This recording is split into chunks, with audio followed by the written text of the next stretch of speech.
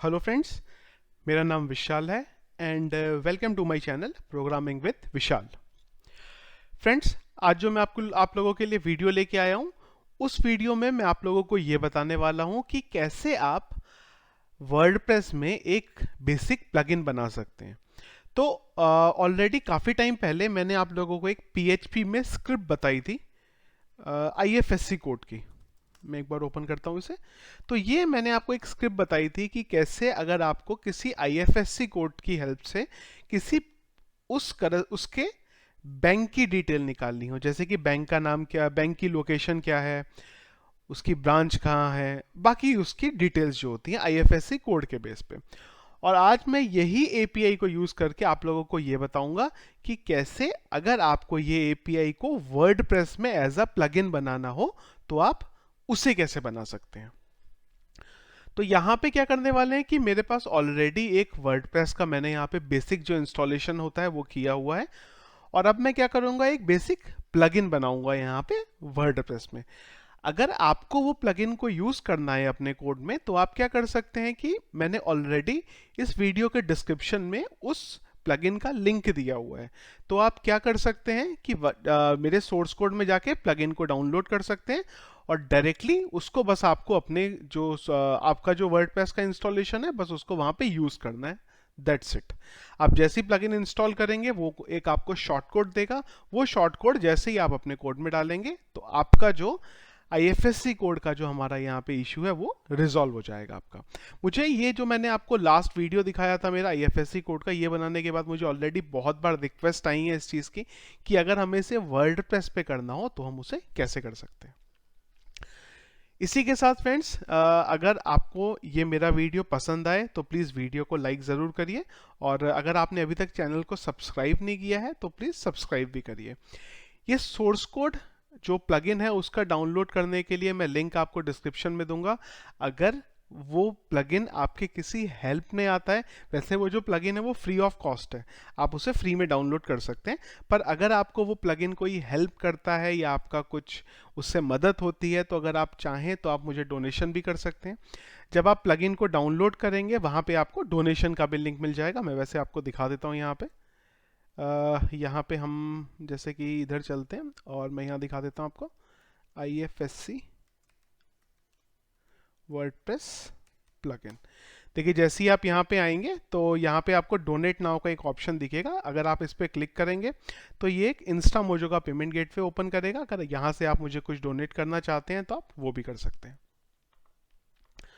तो friends, start करते हैं अब हमारे जो प्लगइन डेवलपमेंट का पार्ट है उसको। तो उसके लिए क्या करते हैं कि मैं चलता हूं हमारे यहाँ पे प्लगइन के फोल्डर में, और यहाँ के पे प्लगइन के फोल्डर में मैं एक काम करता हूँ कि एक फाइल बना लेता हूँ IFSC नाम से, सॉरी एक फोल्डर बना लेता हूँ IFSC नाम से, और इसी के साथ में एक ब्लैंक फाइल भी बना लेता हूँ सेम इसी नाम से। तो हम यहाँ आ गए, हमने यहाँ पे डाल दिया IFSC। सबसे पहला काम, ये जो प्लगइन हम बनाने वाले हैं ये प्लगइन की कुछ डिटेल डालनी पड़ेगी हमें यहाँ पे। तो सबसे पहला काम मैं यहाँ डाल देता हूँ प्लगइन का नेम IFSC। यहाँ पे डाल देते हैं जो प्लगइन का नाम है वो है bank details from IFSC code. तो ये हमारा बेसिकली प्लगइन का नाम हो गया। प्लगइन का URI बेसिकली यहाँ पे हम बेसिकली ये बताते हैं कि जो हमारा प्लगइन हम बनाने जा रहे हैं ये प्लगइन का URL क्या है। तो मैं क्या करता हूँ, यहाँ पे जो मेरा YouTube का चैनल है मैं मेरे YouTube के चैनल का लिंक डाल देता हूँ यहाँ पे।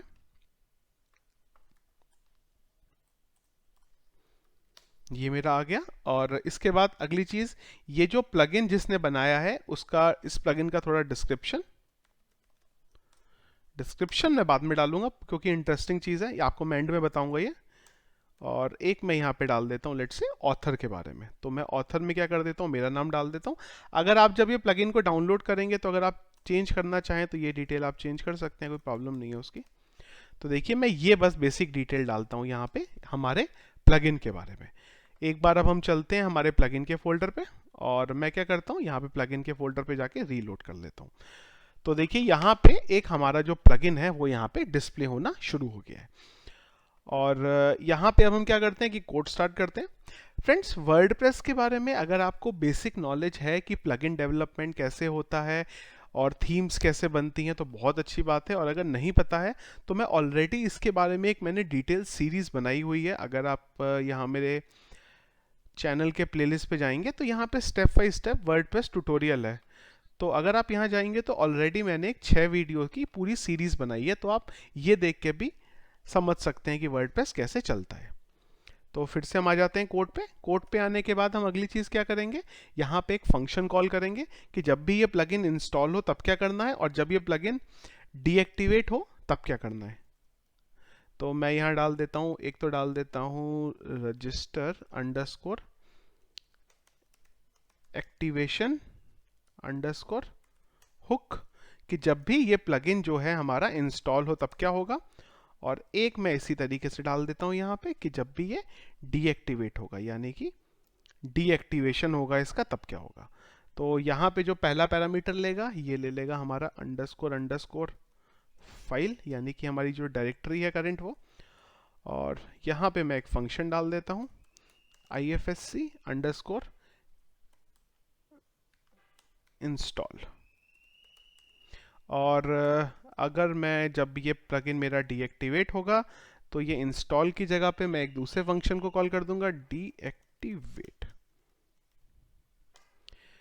आप लोगों को फ्रेंड्स सॉरी, हो सकता है अभी पीछे विसल की आवाज़ आ रही हो, क्योंकि इस समय रात के 2 बजे हुए हैं, अराउंड 2:06 हो रखे हैं।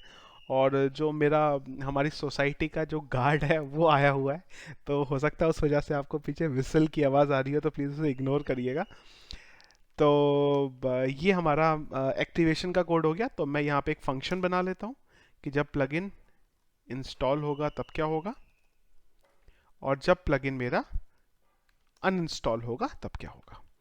तो फिलहाल हमें इंस्टॉलेशन, ये बेसिकली ना आपके फंक्शन तब यूज होते हैं जब आपको पता है कि इंस्टॉलेशन और अनइंस्टॉलेशन के टाइम पे आपको डेटाबेस में कुछ क्रिएट करना है। पर हमारे केस में तो ऐसा कुछ है नहीं, हमें तो खाली फॉर्म जो हमारा IFSC कोड का जो ऑप्शन है वो दिखाना है, तो उसके लिए हमें किसी चीज़ की ज़रूरत है नहीं। इसके बाद हम क्या करते हैं कि एक यहाँ पे शॉर्ट कोड ऐड कर लेते हैं। तो मैं डाल देता हूँ यहाँ पे ऐड शॉर्ट कोड, और यहाँ पे हम क्या करने वाले हैं कि ये बताने वाले हैं कि एक शॉर्ट कोड होगा जिसका नाम होगा ifsc अंडरस्कोर। ये नाम से एक शॉर्ट कोड होगा जो एक फंक्शन को कॉल करेगा जिसका नाम होगा ifsc अंडरस्कोर फॉर्म।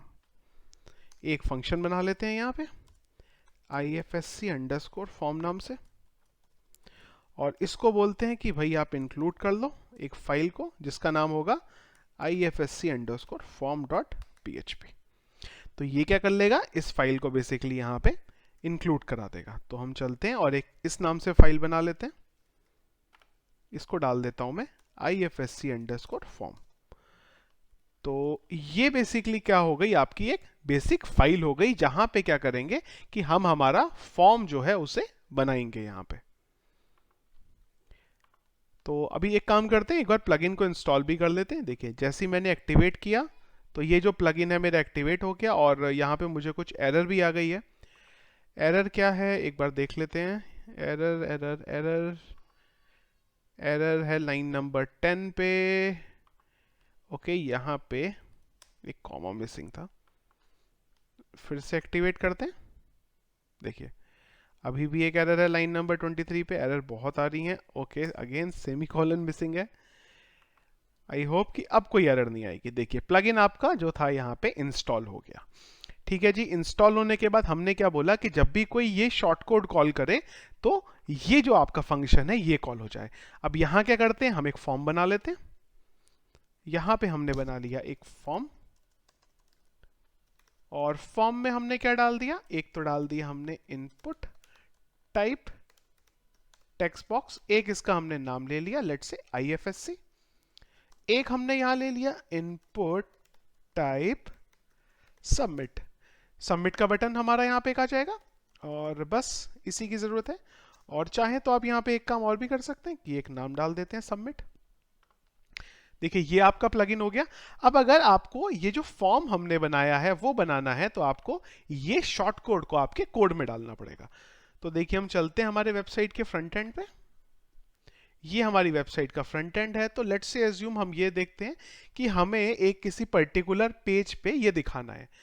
तो मैं क्या करता हूँ कि एक पेज बना लेता हूँ, एक पेज बना लेते हैं यहाँ पे IFSC कोड, और ये मेरा कंटेंट है, यहाँ पे मैं ब्रैकेट। तो इस तरीके से हम हमारे शॉर्ट कोड को बेसिकली कॉल कराते हैं। पब्लिश कर देते हैं। जेसन का एरर आ रहा है, ये क्यों आता है? क्योंकि कई बार जो हमारे परमा लिंक होते हैं हमें उन्हें रीसेट करना पड़ता है। तो मैं इधर चलता हूं और एक बार परमा लिंक रीसेट कर देता हूं मेरे।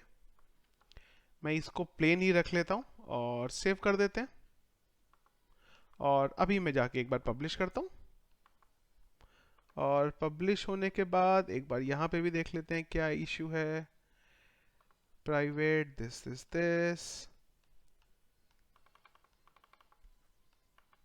एक बार चल के इसे फिर से करते हैं, कोई बात नहीं, रीलोड कर लेते हैं एक बार। ये हमारा जो पेज है ये बन गया। तो मैं एक काम करता हूं, अभी हमारा जो ये पेज बना है इसको कॉल करा लेता हूं। देखिए, जैसे ही मैंने ये पेज को कॉल कराया तो क्या हुआ, ये हमारा यहाँ पे फॉर्म बन गया। अब ये कौन सा फॉर्म बना है? ये वही फॉर्म है जो हमने यहाँ पे लिया था। इस फॉर्म का मुझे एक काम करना पड़ेगा, थोड़ा सा मैं हाइट बढ़ा देता हूँ, अदरवाइज ये बहुत खराब सा लग रहा है। इसकी मेरे को अगर हाइट बढ़ानी हो तो मैं कर सकता हूँ 30 पिक्सल, थोड़ी और बड़ी करनी पड़ेगी। देखिए बिल्कुल ठीक है यहाँ पे हाइट। तो मुझे इसको CSS में डाल देते हैं, और यहाँ पे मैं एक ले लेता हूँ class IFSC underscore text box, और इसी पेज पे मैं काम कर देता हूँ, यहीं पे CSS को डाल देता हूँ, क्योंकि इसके लिए अलग से CSS की फाइल में जाने की कोई ज़रूरत नहीं है, आपको यहीं भी डाल सकते हैं। तो यहाँ हमने डाल दी कि जो इसकी हाइट है वो हो जाएगी 56 पिक्सल। एक बार चलते हैं, रीलोड करते हैं। देखिए यहाँ पे आ गया। अब देखिए जैसे ही मैं यहाँ पे डाल के सबमिट करूं तो क्या होना चाहिए, हमारा नीचे की तरफ कहीं पे IFSC कोड की इस पर्टिकुलर IFSC कोड की डिटेल आ जानी चाहिए। तो उसके लिए सबसे पहले तो हमें ये डेटा रिट्राइव करना पड़ेगा। तो मैं यहाँ आता हूँ और यहाँ डाल देता हूँ pre print underscore R dollar underscore post, और इसका जो फॉर्म है इसका मेथड कर देता हूँ पोस्ट। हाँ देखिए हम आए, ब्लैंक एरे आ रहा है अभी के लिए, हम आए और हमने सबमिट किया। देखिए जैसे ही हमने सबमिट किया तो जो भी हमने डेटा लिया था वो यहाँ पे आ गया। परफेक्ट है यहाँ तक। और इसका जो है नाम मैं लिख देता हूँ IFSC अंडरस्कोर टेक्स्ट बॉक्स। अब हमें क्या काम करना पड़ेगा, यही हमने नाम लिया है, यही हमने, ठीक है जी। अब हमें क्या करना पड़ेगा कि जब भी हमारा फॉर्म सबमिट होता है वो टाइम पे हमें इस IFSC कोड की डिटेल लेंगे और उसके करस्पॉन्डेंस एक API को कॉल करेंगे और बैंक की डिटेल को फाइंड आउट कर लेंगे। अब सबसे पहले तो क्या करते हैं कि ये जो IFSC अंडरस्कोर टेक्स्ट बॉक्स है इसकी वैल्यू रिट्राइव कर लेते हैं। तो यहाँ पे एक कंडीशन डाल देते हैं, if is set dollar underscore post. अगर तो ये IFSC कोड हमें मिलता है तो इसकी डिटेल उठा लेते हैं हम, डॉलर अंडरस्कोर पोस्ट। तो ये IFSC कोड जो है हमारे पास इधर आ गया। इसको एक बार प्रिंट करा के चेक कर लेते हैं कि सब बराबर है। चलिए बराबर है, और ये बाकी के जो लिंक है इन्हें कर देते हैं बंद। चलिए जी ये आ गया। अब हमें क्या करना पड़ेगा, यहाँ पे हमें एक API को कॉल करना पड़ेगा, और उस API को हम ये IFSC कोड पास करेंगे और वो हमें बैंक की डिटेल देगा। तो इसके लिए मैं चलता हूँ IFSC कोड API पे, और यहाँ पे मेरे पास आएगा एक रेजर पे का API, तो मैं इसे ले आता हूँ। तो ये क्या बोलता है कि जैसे मैं एक IFSC कोड उठा लेता हूँ, ये एक IFSC कोड था स्लैश, तो जैसे ही मैं ये लिंक को कॉल करता हूँ, मतलब ifsc.razorpay.com स्लैश हमारा IFSC कोड, तो ये मुझे सारा का सारा उसका डेटा निकाल के दे देता है। तो हम क्या करते हैं कि इसको हिट करा लेंगे। अब हिट कराने के दो तरीके हैं, या तो आप फाइल गेट कंटेंट का यूज कर लें या फिर कर्ल का यूज कर लें। तो हम यहाँ पे क्या करते हैं कि कर्ल का यूज कर लेते हैं, is equal to curl underscore init. हमारे पास ये आ गया। एक वेरिएबल बना लेते हैं URL, और हम ये करते हैं कि जो भी यूजर ने IFSC कोड डाला है वो यहां पे इस तरीके से कॉन्कैटिनेट हो जाएगा। कर्ल सेट OPT और पहला आ गया हमारा कर्ल का इंस्टेंस और अगला हमारा URL आ गया। तो हमने बोला कर्ल OPT और यहाँ पे हमने ये URL डाल दिया, ये हमारा URL हो गया। और इसके बाद हमने यहाँ पे क्या किया कि ये जो कर्ल है इसको एग्जीक्यूट करा देते हैं। हमने बोला data is equal to curl underscore exec, इसको हमने यहाँ से एग्जीक्यूट करा दिया $ch को, और इसके बाद हम कर्ल अंडरस्कोर क्लोज कर लेते हैं। जो हमने कर्ल बनाया उसको हम क्लोज कर लेते हैं और ये जो डेटा आया इसको एक बार प्रिंट करके यहाँ पे देख लेते हैं। तो मैंने बोला प्रिंट अंडरस्कोर आर, चलते हैं इधर, हमारा IFSC कोड कहाँ था इसमें, ये था IFSC कोड। एक बार चलते हैं हमारे वहाँ पे डाल के देखते हैं। तो देखिए जैसे ही हिट किया मैंने तो फिलहाल तो हमें यहाँ पे आ रही है एरर, और एरर कहाँ पे आ रही है कि हमारा ये जो था ओके ये आ जाएगा हमारा अंडरस्कोर URL, मैं ये डालना भूल गया था। तो देखिए ये सारा का सारा जो डेटा है मुझे वो आ गया, साथ में एक 1 भी आ रहा है। 1 क्यों आ रहा है, क्योंकि हमें बोलना पड़ेगा कि भाई कल जो है उसको रिटर्न ट्रांसफर बेसिकली मना कर दो। तो यहाँ पे हम जाएंगे और डाल देंगे RETURN रिटर्न ट्रांसफर और इसको हम कर देते हैं 1।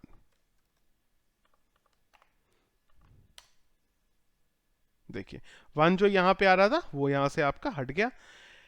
तो ये आपके पास डेटा आ गया। अभी ये डेटा को क्या कर देते हैं, ये डेटा जेसन में है तो मैं यहाँ पे ले लेता हूँ ARR और इसको बोल देते हैं Jason underscore decode, DECODE, decode करा लेते हैं ये डेटा को और एक बार फिर से इसे प्रिंट करके चेक कर लेते हैं क्या आया। तो मैंने किया प्रिंट अंडरस्कोर आर, तो ये मेरा यहाँ पे कुछ एरे की फॉर्म में आ गया। इसको एक काम कर लेते हैं, ई को भी कर लेते हैं,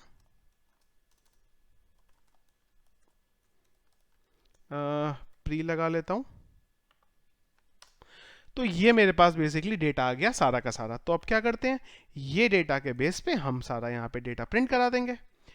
तो यहाँ पे क्या कर देते हैं कि ये डाल देते हैं if this is equal to array, या हम इसको ब्लैंक कर देते हैं चलिए, और यहाँ डाल देते हैं कि अगर तो इस एरे में सारा का सारा डेटा होगा यहाँ पे, तो हम ये डाल देते हैं कि या इसको भी ज़रूरत नहीं है, मैं यहाँ पे एक कंडीशन लगा लेता हूँ, इफ इस सेट, अगर इसके अंदर ये बेसिकली ऑब्जेक्ट की फॉर्म में है तो ये देख लेते हैं कि अगर इसके अंदर ये चीज़ एग्जिस्ट करेगी तभी हम यहाँ आएंगे, अदरवाइज नहीं आएंगे। अब यहाँ मैं एक एक करके चीज़ें पर प्रिंट करा देता हूँ। तो सबसे पहले ब्रांच जो है इसकी IFSC कोड की वो हो जाएगी आपकी ये,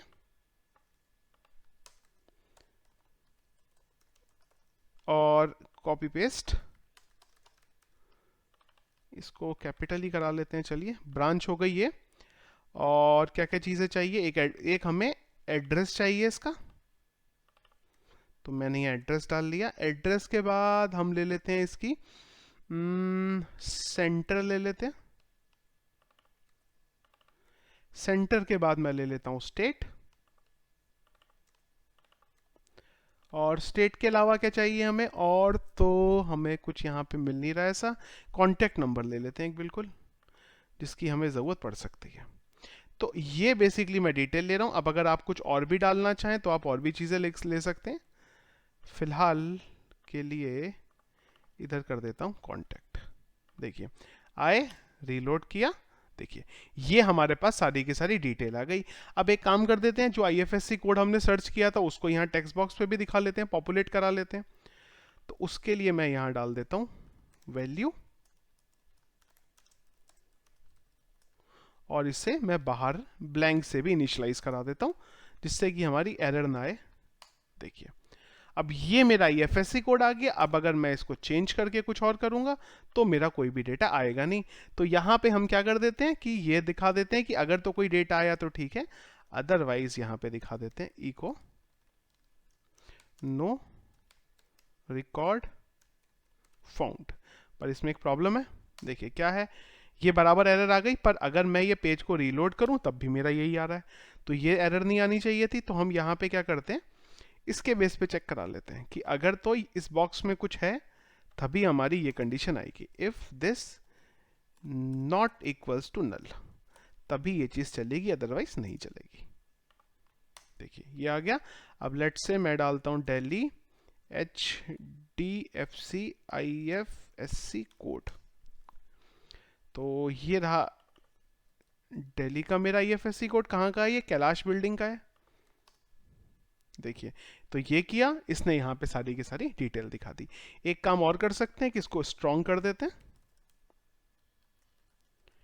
इसको हमने यहाँ पे स्ट्रॉन्ग कर दिया, इधर भी स्ट्रॉन्ग, इधर भी स्ट्रॉन्ग, और इधर मैं इसे क्लोज कर देता हूं।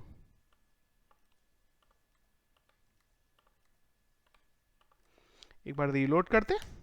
देखिए इस हिसाब से हमारे पास ये आ गया। अब अगर आपको ये चाहिए तो आपको क्या करना है, बस ये प्लगइन के फोल्डर को उठाना है, अपने वर्डप्रेस पे डालना है और सेटअप कर लेना है। अब यहाँ पे एक इंटरेस्टिंग चीज ये है कि आपको ये पता कैसे चलेगा कि आपको, अगर मैं यहाँ जाऊं तो आपको रीलोड हो रहा है, आपको ये IFSC कोड को यूज करना है। आपको ये पता कैसे चलेगा? तो उसके लिए हम क्या कर सकते हैं कि जब हम प्लगइन हमने जहां पे बनाया है, जो हमारा प्लगइन का डिस्क्रिप्शन है, तो यहां पे मैं डाल देता हूं यूज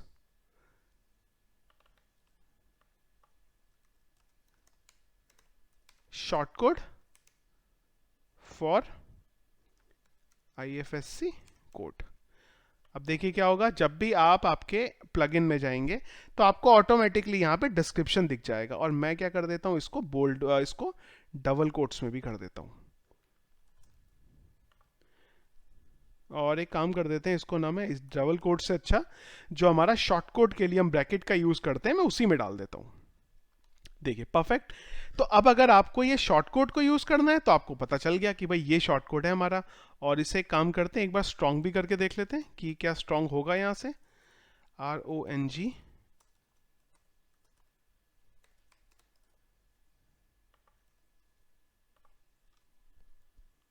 तो देखिए ये बोल्ड भी हो गया। तो अब आपको क्लियर कट पता चल गया कि अगर आपको ये शॉर्ट कोड चाहिए तो बस इसे कॉपी कर लें, इसे जिस भी पेज पे डालेंगे ये आपका चलने लग जाएगा। जैसे कि आप ये देखिए कि हम ये सैंपल पेज में आए, हमारा एक दूसरा पेज बना हुआ है, और मैं यहां आया, यहां पे मैंने उठा के ये शॉर्ट कोड डाल दिया और सेव कर दिया।